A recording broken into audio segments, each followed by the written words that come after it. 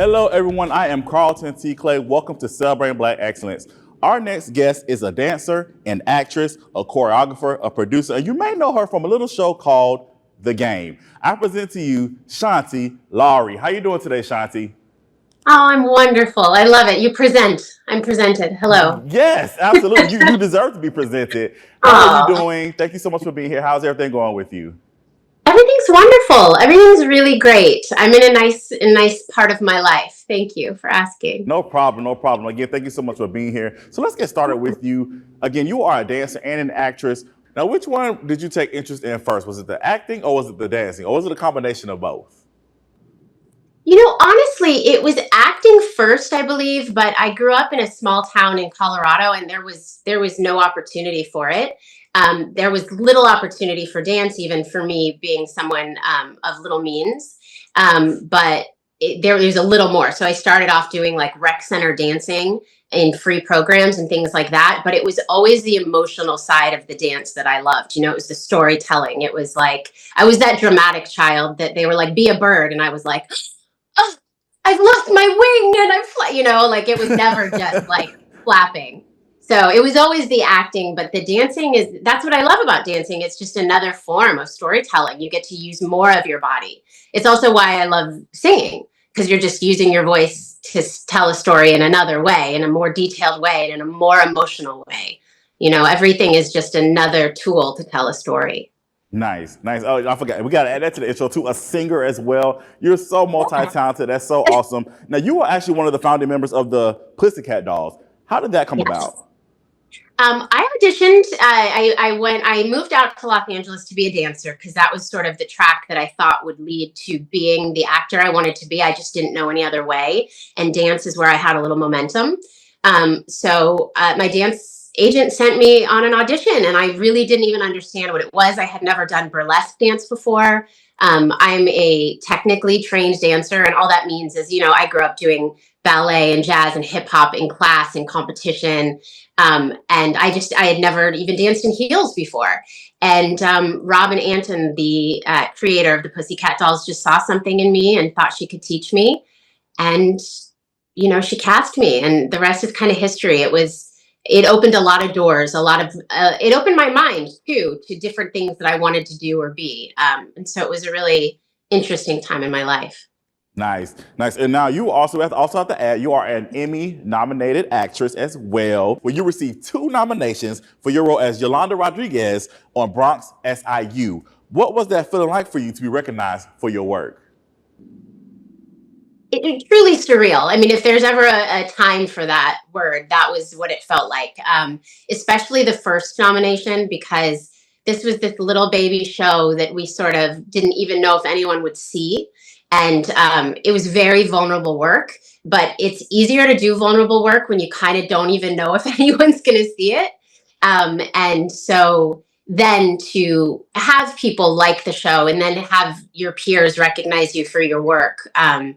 Yeah, it was a huge moment in my career. I kind of definitely, marked that as a step, not the accolade of it, but the feeling of you're doing good work. You're here because you're supposed to be, and you're on the right path. It was kind of like a nod to say you're going in the right direction. Absolutely, absolutely. And we've seen you on our screens on so many films and television shows. Love That Girl, The Closure, Family Time, Cold Black, Two and a Half Men. But we know you, a lot of us know you as Dionne Marie Taylor on the hit television series, The Game. Let's talk about the audition process. What was the audition process like for you for the role of Dionne? Yeah, that's interesting. I auditioned first for Melanie, and they cast the whole thing, and it was, I was so devastated because I went through many auditions to be Melanie, and I felt like really connected to the part. And I heard that it had been cast and it was even filming, and I was really sad. And then I got a call that they were looking for someone to play a guest starring part, which, if you understand the business, is a really sad step down from being the lead of a show, right? Mm. And but I was like, I really like these people. I'd love to work with them. Yeah, I'll go in for that. And I went in, and there were like 30 actresses, the most beautiful women you've ever seen, like, and all dressed so professionally and just, they had their A game on, and they're all sitting there waiting to go in for this one little part. And it just, I don't know, there was something about it that just felt so defeating, like I just can't really explain it. And I was one of the last people to go in. And I just thought, I'm not going to play any games. Dionne wouldn't play any games. I'm not going to play any games. There's all these women here already. They've already, there's 5 women more beautiful, 10 women taller than me, 7 women more, you know what I mean? It's like, I'm not going to be the most of anything. I can just be the most of myself. And Absolutely. I'm just not going to play any games. And there was just a Dionne-ness that came over me. And I went in and I had a great audition, but it didn't feel anything special. And I got a call from my agent that I got it. And when I talked to Tamara about why, it was like night and day. Every other girl came in there and they were like trying to talk to everybody, a little flirty, a little professional, skirting the lines, playing all these games. And you came in like you had to do, like I got stuff, let's go, like let's get this done, just like Dionne would have done. You didn't flirt with anyone, you didn't make eyes at anyone, you didn't smile like that. It was just like, I'm here to give you what I have. If you like it, great. If not, I have other things. And so it was like becoming Dionne in the audition, I think, that made them see me as Dionne, really.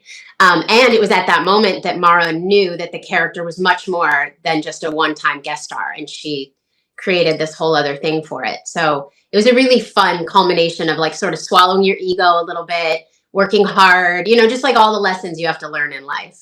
Absolutely. And I want to say, and not because you're here, but Dionne is actually my favorite character on the game. I loved Dionne. She was amazing. Like I said, no nonsense. Say how it is. And the banter between you and Tia was always great as well. So like, again, I loved how you portrayed the character of Dionne on the show.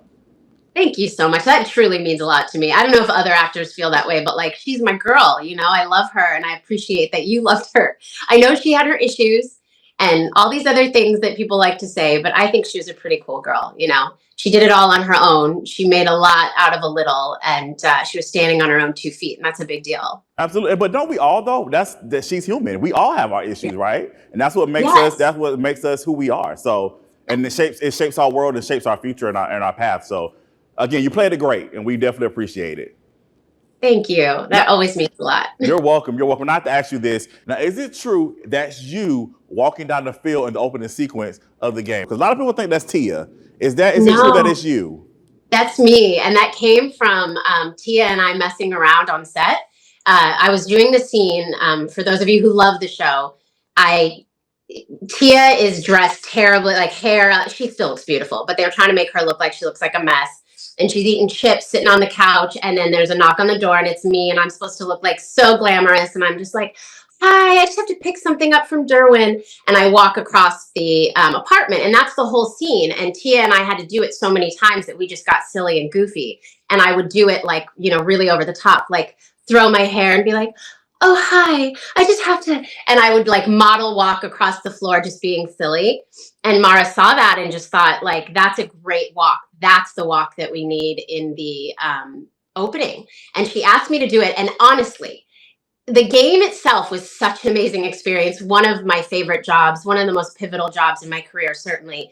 But shooting the opening sequence, because that was a separate job technically, is maybe I think one of the luckiest jobs I've ever had, one of the best jobs. Because I was told to go to Rose Bowl Stadium at 10 o'clock at night, all by ourselves, just the film crew and me and this father and son football playing duo. And we had the entire stadium to ourselves with the lights on. And I just would walk up the field all the way to the 50-yard line and like look around because they needed this long shot. And I'm a huge football fan. And so to stand there in this amazing stadium in the center of the field, which I've never stood in the center of any field like that before, it was really a cool experience. And then you're getting paid, and then it's an iconic sequence. All of it was really exciting. Absolutely. Absolutely. We're always going to remember that sequence. And now everybody knows that that is you. That is Miss Shanti. Yeah. Now let's talk. You did a video. It was a cute like little reunion video with Juice the Door. That's how actually we connected because I commented, and that's how we connected. So you did like this cute like reunion video with Juice the Door, as your characters. How did that come about? Like what made y'all decide to do that? Well, Drew and I love each other. And like the industry is kind of small, so you see people all the time, and sometimes you even forget like what your history is because you just know them. Like that's just Drew. But we were on a new set, a new project together, which she's done a season on Mind Your Business, and I'm coming on season 2. Okay. And so we were just filming and hanging out backstage as you do, and we were talking about certain fans that just can't get over what our characters did, on the game. And I was laughing that people still call me and I'm like, I just think you weren't paying attention. Like she had a energy maybe to some, but she was really just there for like business, just getting it done. Right. And we were kind of laughing and Drew's like, me too, people are, so there was just that talking about sort of our fans and the way that they approach us, because I actually had a problem the first season that the game came out. People were legitimately afraid of me. They thought that I was a really mean person and maybe a really intimidating person. And I would get multiple comments of people talking to other people saying, can I talk to her? Is she nice? Is it okay if I say something? And I'm like, just say hi. I'm not Dionne. I won't bite your head off. And Drew has also had some really interesting experiences with fans thinking that she's like her character. Right, right. Yeah. Now, again, and I can tell this from my interaction, far from Dionne. Again, I like Dionne, but again, two totally different people. And again, people have to learn how to separate the actress or the actor from the character. So, Yeah. but some people yes. some people just get so caught up in things. They kind of try to blur things. But people have to learn how to separate for sure. It's interesting when you play multiple characters that have like a really strong social like connection, because I also played a mole on the series The Closer. And the mole on the show really devastates the characters. Like it even devastates me to talk about what my character did. It was so sad. But I get really strange reactions from people because of that as well. And so I'm just like, I need to play a really nice character that people are just like, oh, she's cool, we can talk to her, because otherwise people are so afraid of me. Well, speaking of Dionne, last question about Dionne. What do you think Yeah. Dionne Marie Taylor is doing right now? Like, if you could write a script, a story for her, what is she doing right now? Oh my gosh, that should be a show. That is so interesting. That is really interesting. Well, you know, she conquered the industry early in her career. She owned her house. She was, doing her thing. I think she learned some lessons early on too, to uh, business first, friendship second. And so I imagine one of two things. She's either got a huge, company and she's running the world, but she's pretty lonely and sad, or she has figured things out and she's settled down. In my dream for her, she's figured out who she is, that she can run the world, but maybe she can also have a home life. I don't even know what that would look like for her. But whatever it is, she's going to excel at it. I think in the end, Dionne's going to look back on her life and be really proud, but she's definitely going to go through things like this. So I don't know where she is in that right now. That's a great question. Nice. Real quick. I know I said that was the last question, but one more. Because we've done so many reiterations of the show. If they were to bring it back again, and they said, Yeah. "Hey, Shanti, would you come back as Dionne? Would you be open to that?" Yeah, I think as long as they respected the character, for sure, because I love Dionne and I love everyone involved in it. And so as long as it wasn't to like bash her in some way, I would always be open to it. Yeah. Nice. Speaking of work, are there any projects that you are currently working on that we can support you on, or that we should know about? Yes. So I when I had my daughter, I was trying to figure out what my place in the industry was. I think a lot of women go through that when they have children. Actually, maybe men do too. When you have a family, you start just sort of like reassessing, what is this life? What do I want out of this? Where am I going? And I just wanted something different than just showing up to work and not having the responsibility of what I'm putting out and who's putting it out and all of that. And so I decided to start a production company and I produced a movie. And though it's not very in fashion or popular right now, I hired 50% women and 75% people of color. And it was a beautiful decision. The movie is better because of that decision. And So if you believe in those sort of practices, I really suggest that you support these kinds of projects because they're going away, and as are the jobs that those projects provide. So the movie is Persona. It's an excellent, scary, intense thriller that is very like true crime. What happens if you wake up kidnapped, essentially? If you wake up in a house and you're locked in that house and you don't know how you got there, what do you do? But specifically, what do you do if you're a woman of color and you sort of know, like we do, that they're probably not looking for you. They're not going to, send any superheroes in for you. You're going to have to probably figure out how to get out of this on your own. So there's a lot of really interesting elements in the movie. But to me, the most interesting one is, I have an incredible makeup artist who's never been given a chance to do special effects because she's a woman of color. She did some of the best special effects in this movie that you've ever seen. In fact, we have big companies coming to us asking us what the CGI places or VFX places we used because it looks so good, and it's not. It's real. She did it practical on set, and that she's never been given that opportunity for a really silly reason, and that's why she worked even harder and pushed even harder and turned in an even more incredible performance. And I could say that to every layer of this movie. So please, it's on Roku channel right now for absolute free. Just go to Roku channel, put in Persona, hit play, whether you watch it or not, like just support, because it's actually really important. So now that I'm off my soapbox, that's the main movie that I'm promoting right now. But as I said, I'm actually going to be on a new show called Mind Your Business coming in a couple of months. I think that's on Bounce. So that'll be a fun thing, totally different, just silly and fun.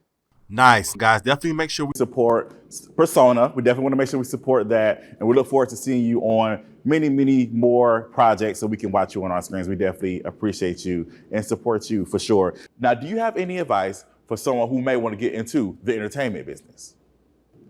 Yeah, sure. I think that you should always pursue your dreams, period, because what is the point? This is a really interesting gift, this life that we have, and we don't really understand it. But I think that we shouldn't abuse it by just, going through it mindlessly. So if you have a dream, pursue it. And I suggest you study and research. That's not a very popular thing anymore, but it's actually really helpful to look into the industry. What is it really? Not just what does it appear to be on social media? What is the vibe of it? Like, what are the actual qualifications? What do you actually have to do? And if you still think, oh, that sounds like my kind of hard work, that sounds like my vibe, then I think you need to move to a place that you are immersed in it. No, it's not easy to make it in LA, but it's also not hard to move out here and get like a regular job and just kind of audition the way that you do. And that's really the best way to make something happen for yourself. You've got to be out here. You've got to be in the conversation. You have to be walking by someone at the grocery store and hear about a job. And if you can't move here, then get on your social media and start reaching out to people, and don't be shy. Tell them what you want. Tell them your dreams. Really, the only advice I can ever give is if you have a dream, like take action every day, whatever it is. Don't sit around and dream about it, but actually take action.